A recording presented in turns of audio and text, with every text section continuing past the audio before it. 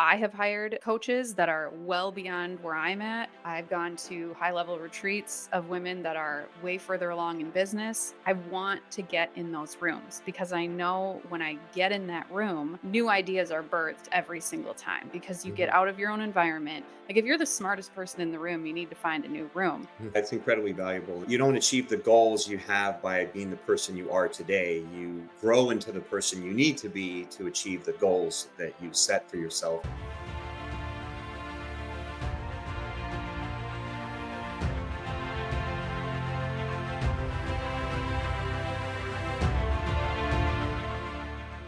What is up, Impact Heroes? Welcome back to the show. I'm your host, Rick Ornelas. Thank you for spending some time with us today because we know time's a valuable resource and we're going to make it worth your while. I appreciate each and every one of you, not just for listening, but for who you are. I know you're sparking change to make the world a better place every day, and I am humbled and grateful for your efforts. It takes all of us doing our part to spread positive change, and that's what this show is all about. Motivating you with stories of struggle, courage, and hope to empower you to make a difference in your life and the lives of others. In case you missed it, just start waking up and saying thank you. Like, thank you for another day, for being alive. You know, a lot of people don't wake up. So I did that. And he said it takes a while for it to become a habit. And it did. But I stuck it out. And then eventually it turned into thank you. available everywhere you listen to your podcasts. Welcome back, Impact Heroes. Today we have the pleasure of speaking to our latest iSpark Change social impact hero, and she is a special one indeed. Our guest today wants to show you how to lean into the unknown to uncover your rooted purpose for a life without Sunday scaries. She's lived in the confines of a comfortable existence and knows that that isn't where you're always meant to be. And it's okay to dream and set big goals to live your most authentic, aligned life.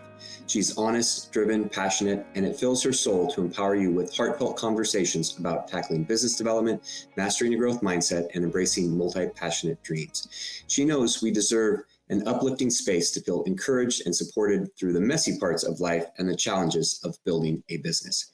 She wants you to be seen, supported, and encouraged to live your one life on purpose. Please welcome the authentic, bold, passionate, and amazing Andrea Hanson. Andrea, welcome to the iSpark Change podcast. Thank you so much. I'm honored to be here. Well, I'm excited to start our conversation because we were chatting a little off air and about how we always have an organic conversation and don't edit anything. So I always love knowing where it is going to go. So I will start off with the question that we ask all our guests, because we see you as someone who is spreading positive change, whose efforts have an impact on others, and someone that we call a social impact hero because you're making a difference in the world. So we consider yourself a hero. Do you consider yourself a hero? Oof, that's a hard question to answer. And I love that you didn't even prep me and let me know that this was going to be the question so that it just comes out naturally. So I would say from an outside perspective, people would call me a hero for a few different reasons. And probably the biggest one being that I bravely take leaps of faith on a regular basis. And I've had people ask me for advice on how they can do the same. So, but if I'm answering for myself, that's a really hard one. I'd have to sit with that a little bit. That's a good challenging question for me.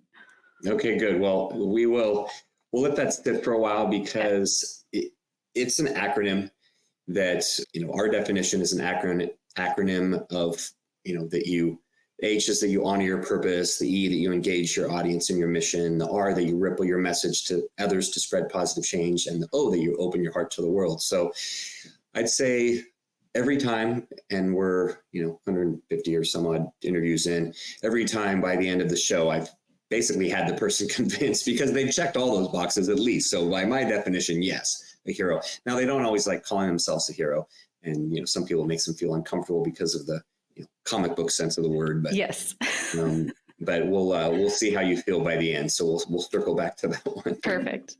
So whether or not you see yourself as a hero, obviously you're doing work that impacts others. You're involved in helping others in some way. So tell us, I know that wasn't always the case for you. I know, well, maybe you've always helped others, but not in the current context. So share more about how you got into the field that you're in now and what that journey was like to get there. Sure. So I do feel like at my core, I've always known that I am here to empower others. When I was teaching high school math, I did that for 12 years. I was definitely in alignment, doing what I was called to do.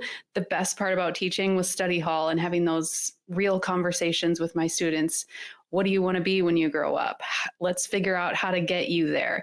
The math just happened to be an easy subject for me to teach and help kids understand, but the connections with the students is why I loved my job. The reason that I switched away from education is an unlikely story because most teachers that I know that have left the classroom have left frustrated, needing a change, wanting something different because they're frustrated in that current role, whether it's the politics or administration or what have you. I left teaching not wanting to leave. I literally loved my job. I didn't have Sunday scaries. I looked forward to going to work. I had great administration, wonderful students, and I was where I was meant to be. But I was feeling a nudge to leave and take a leap of faith in a totally different direction. So I will back up a little bit. My final year of teaching, I had also started a network marketing business. I'm no longer working in that business, but it was my gateway drug to entrepreneurship.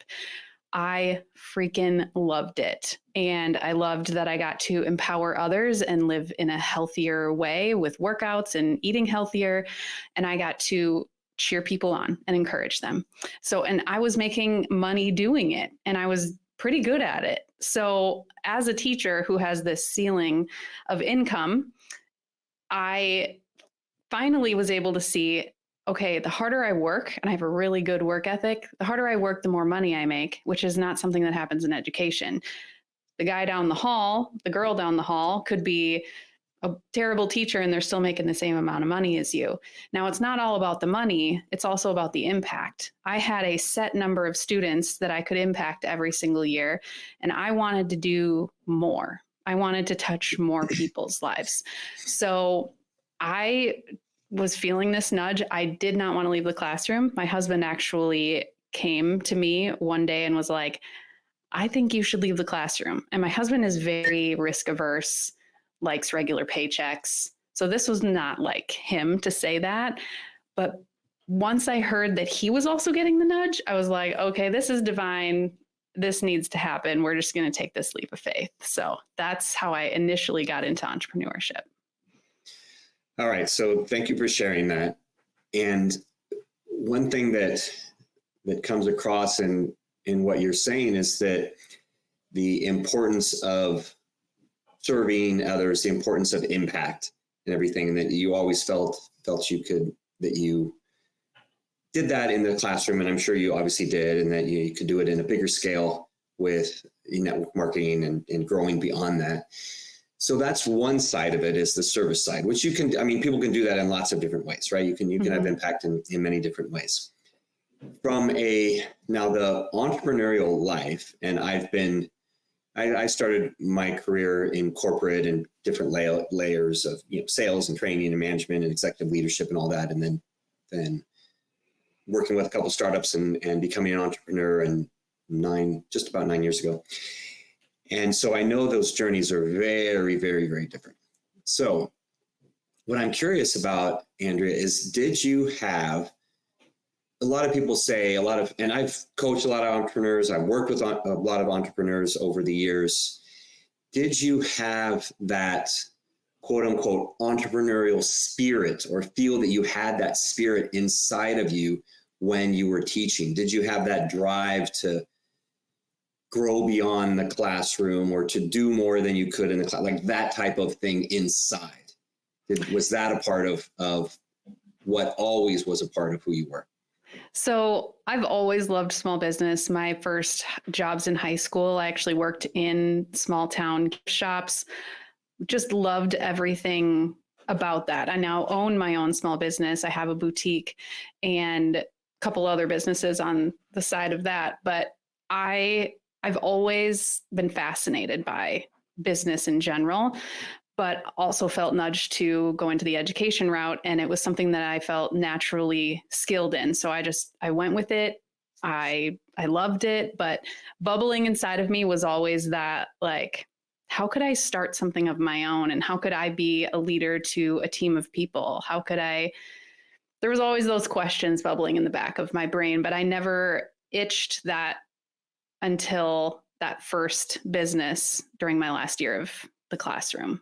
Yeah, exactly. So in the going into teaching or going into math specifically, something that was easy, do you think that it was that easiness and that comfortability that, being young and having something that, this I can make a living, or were there any external pressures there or anything that said, this is going to be, quote unquote, the easier road to go, as opposed to, hey, at the age of 21, let me start my own business and let me go? Any thoughts like that when you were younger? For sure, definitely. It was the easy, safe, comfortable route. It's also a job that you don't have to explain to anyone, because people say, like, oh, what do you do for work? Oh, I'm a high school math teacher, and they're instantly think you're a saint. It's that easy way to sainthood.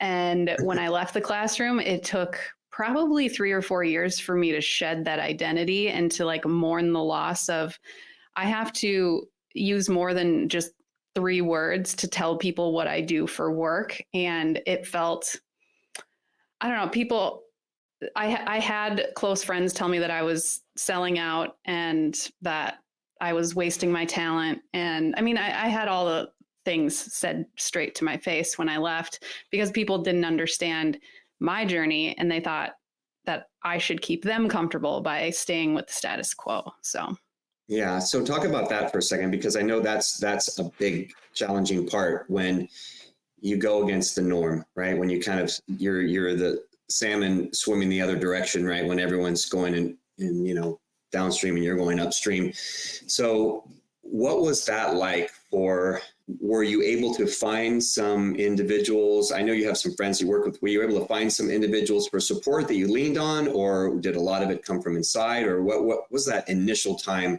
when kind of everybody was telling you not to do it and you knew inside, no, this is what I need to do?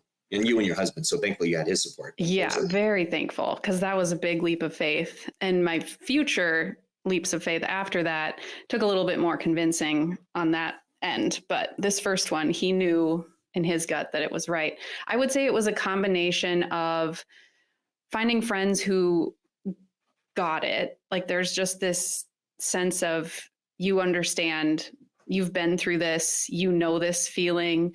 It was probably 50% that and 50% reading personal development, listening to podcasts, filling my brain with positive encouragement and not all of the small-minded comments that were coming at me just to keep me in a small box, because that made others feel more comfortable.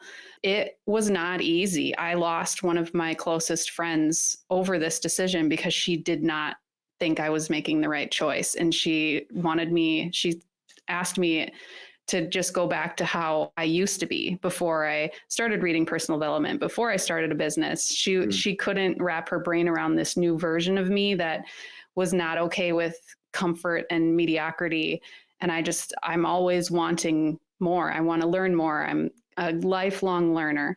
And that made her really uncomfortable. And we had to just separate ways. I mean, you will probably lose people in your life that just don't get it. And you have to be okay with that and grieve that. Yeah.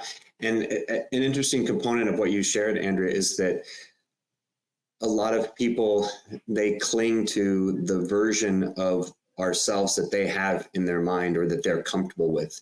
Mm-hmm. And her not being comfortable with that that's tough for you as the individual, because it puts a lot of strain on that relationship. And obviously you made the right decision for yourself to, to distance yourself from that relationship. And it becomes tough because sometimes they're family members, they're so close that those things are difficult to do. And I learned from one of my mentors that, you limit them as best you can. And then you learn to navigate around those relationships, if possible. And, I kudos to you for realizing that you were, it's like the story of the crabs that fall into in the the bucket, right? Yeah. And the other, the one tries to climb on, the other crabs just keep pulling back, and that, you said, well, I'm just not going to let you all hold me back. I'm just going to continue to grow because I know I have, a life beyond this bucket. Well, yeah. And just know that if you're in that spot right now, when you step into that new version, there are new people waiting. There's people willing and excited to call you their new friends because they understand what it feels like to be in your shoes. Yeah, exactly. So let's switch gears a little bit and let's talk about the impact that you mentioned earlier when you were in the classroom and then being able to grow beyond that and impact more people. So what does it look like? How has that evolved? Once you left the classroom and once you started and then to now, how has that impact, that, one life purpose, how has that evolved over time to, from then to now? So once I did leave the classroom, I was just working my network marketing business that first year. Shortly after that, I was approached by a friend who wanted to help people open boutiques. She had started one and she wanted to kind of grow that network and empower other women to start their own. It was loosely like a franchise, but not legally officially a franchise. We just had a small agreement. I would pay her a tiny part of my profits in return for her teaching me everything she knew. She's no longer doing that now, and I'm the only store remaining. So I have separated that contract and it's just all my own. And I have been running a brick and mortar boutique for 6 years. A couple of years after I started the boutique, we also bought a historic building, gutted the second floor and put 4 apartments upstairs. So I also am a building owner and a landlord. And after doing all of these things, the questions started rolling in. How are you doing what you're doing? I want a piece of that. I want to do things that I see you doing. Maybe not exactly in the same way, but mostly how are you taking these leaps of faith and how do you do it in a calculated way? Because there's always risk involved. So that's where business coaching kind of was birthed. And I've literally just made it up as I've went. I've hosted workshops for women wanting to jump into entrepreneurship. I've mentored dozens and dozens of women on starting their businesses. I've helped a couple of boutique owners open a brick and mortar shop. Like, I get to tell people through my experience with 0 business degree, literally figuring this out as I go every single day, lifelong learner. And people are just wanting that community of, you've done this. I see you doing this. Help me do this too. Let's work together. So I've hosted high-end retreats for women wanting to be into entrepreneurship, grow their entrepreneurship, one-on-one coaching. It's kind of just morphed into whatever feels good at the time for me and what my people are asking for, whether it's a one-day workshop, a retreat, or just like a 1-hour coaching session. And then my two best friends and I decided to join forces most recently, just this year. And we started a podcast on entrepreneurship. We host workshops together, and we also have a membership where we meet weekly with our members and just give them that space, because most of them don't have friends that get it. And so we are creating that safe place for other women who feel isolated to grow and ask hard questions and cheer each other on. Because that's honestly, when you get in your head, you can talk yourself out of quite a few things pretty fast. So having that network is crucial to seeing these women succeed.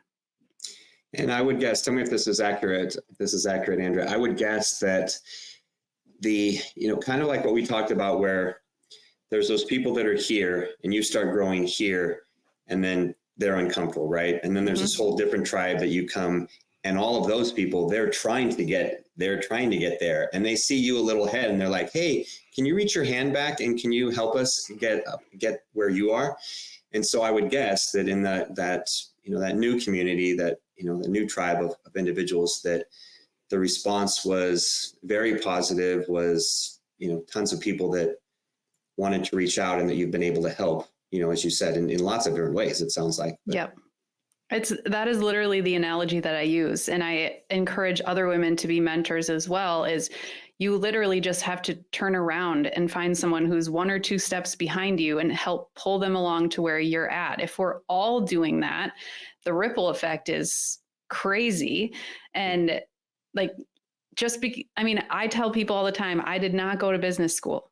I am trained a master's degree in education, but I'm figuring it out, and other people are wanting to be where I'm at. So I'm like, well, I'll tell you how I got here. I haven't done steps, 5 ahead of me. I'll get there, and then I'll help people get to that point. But it's literally just reaching back and saying, here's how I got here.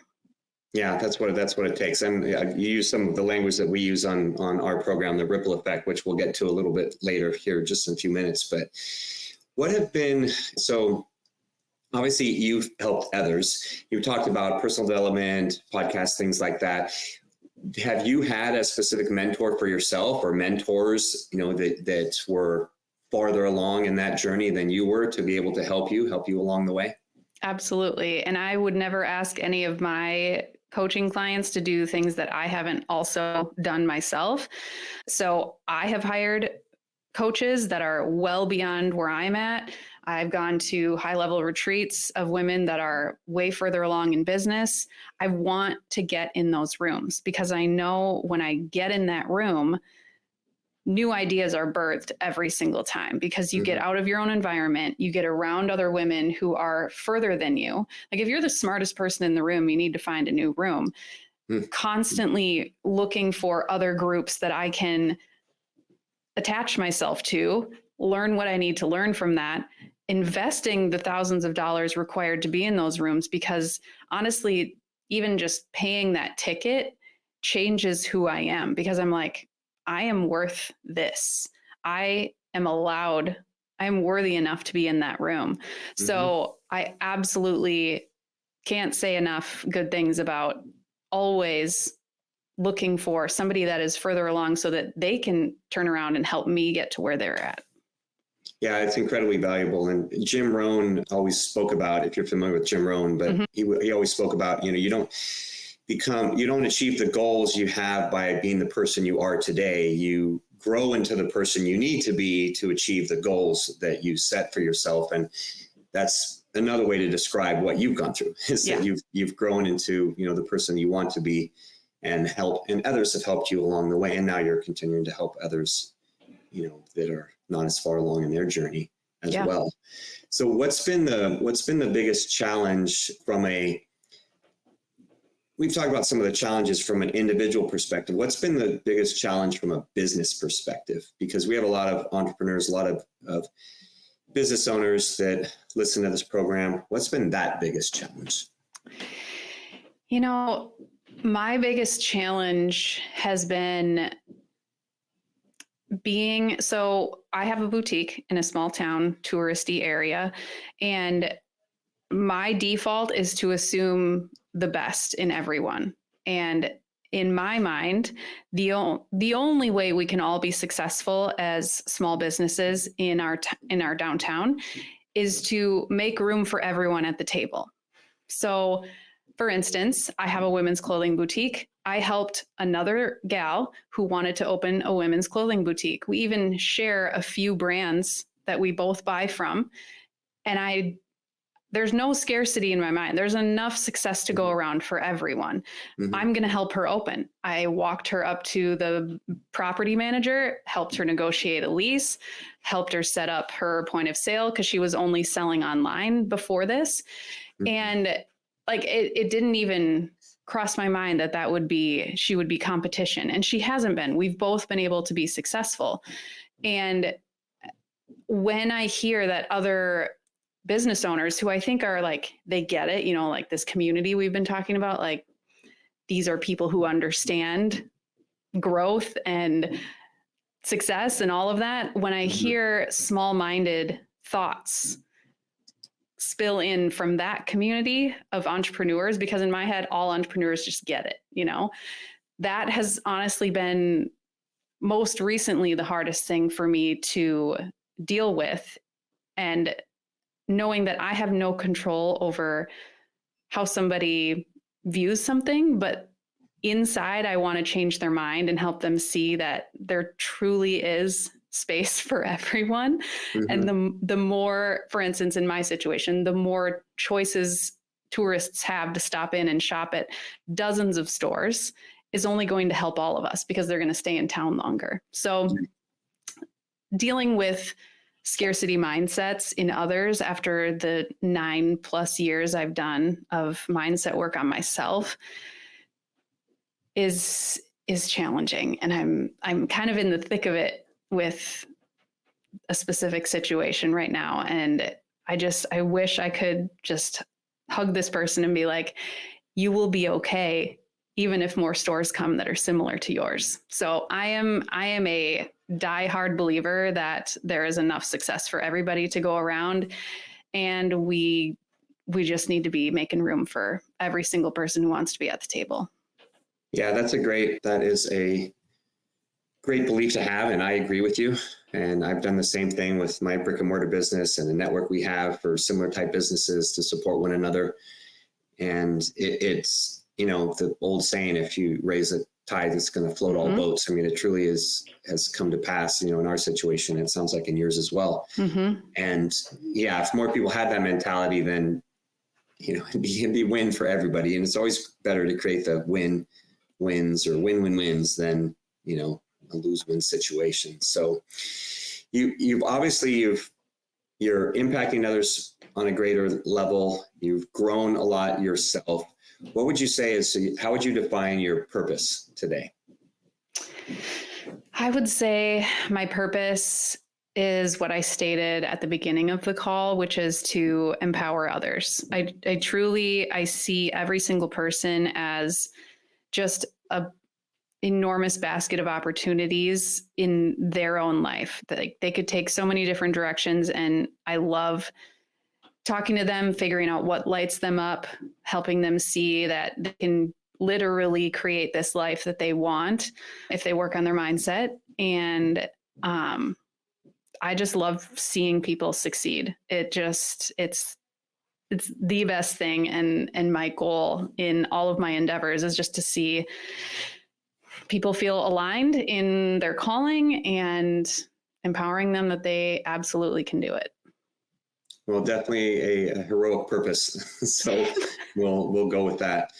Well, one thing we talk about on our program that I alluded to earlier, Andrea, are spark moments. Now, these are moments in life where our actions have a ripple effect that goes far beyond the initial act. So share a story, an example of a spark moment in your life where either someone else impacted you and you didn't necessarily know that would cause a ripple effect. You didn't realize that until later on, or where you've impacted someone else and then you've seen that ripple effect, you know, down the road in terms of your impact on them.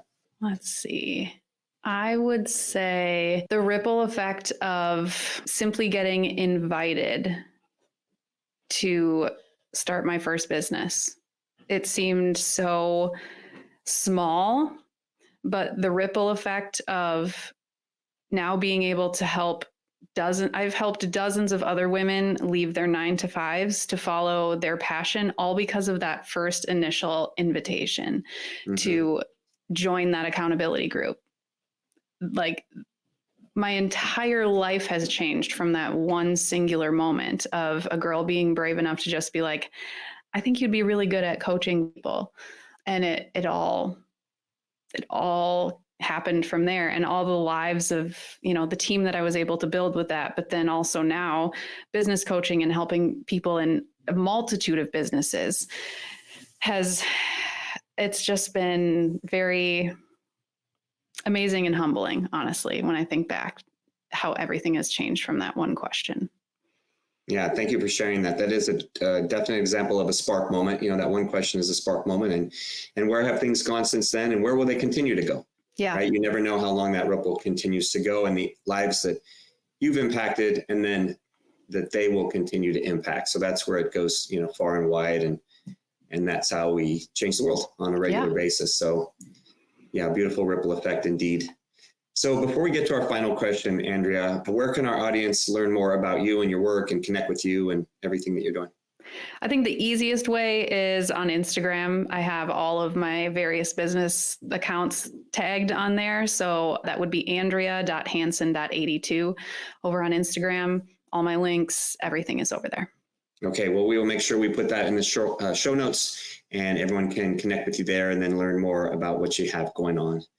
So our final question, and this is something we ask all our guests on the iSpark Change podcast, because our goal is to possibly impact 1 billion people within 5 years of launching our upcoming social impact social media platform.